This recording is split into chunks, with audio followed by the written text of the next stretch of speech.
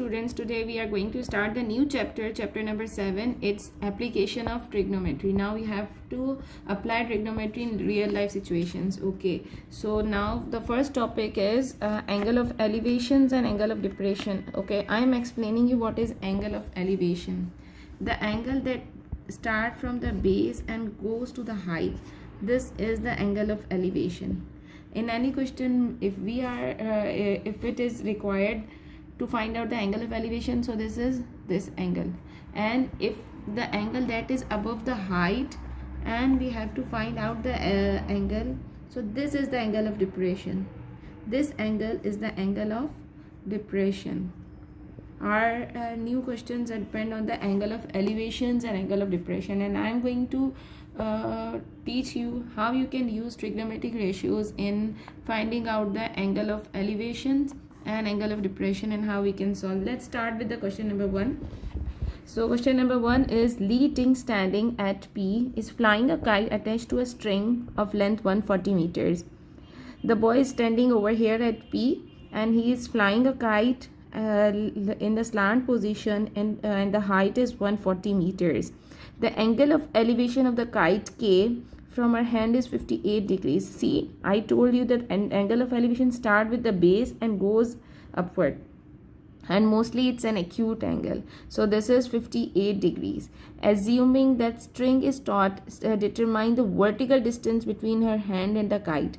It's mean we have to find out this vertical distance from the hand. This is his hand and this is the height of the kite.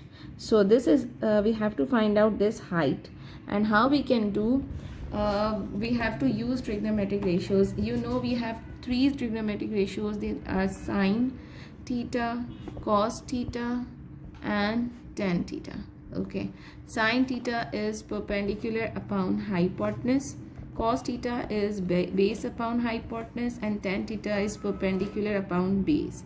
And can you see over here in the question that we are using this angle, and we have to find out this is the perpendicular, and this is base, and this is hypotenuse. It means we have to use perpendicular, find out perpendicular, and it is given height.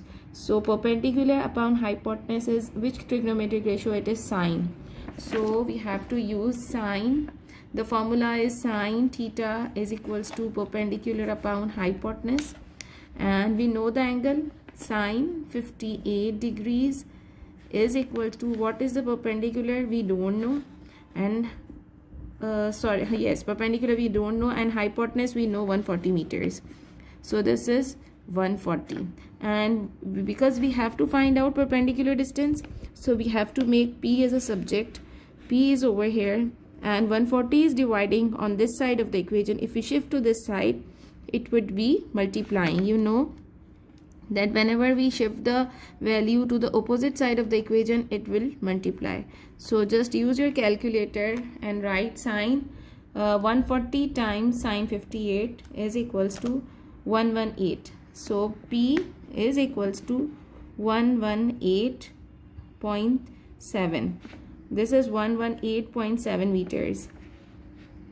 The height, the vertical distance that is required in the question is 118.7 meters. So this was question number 1.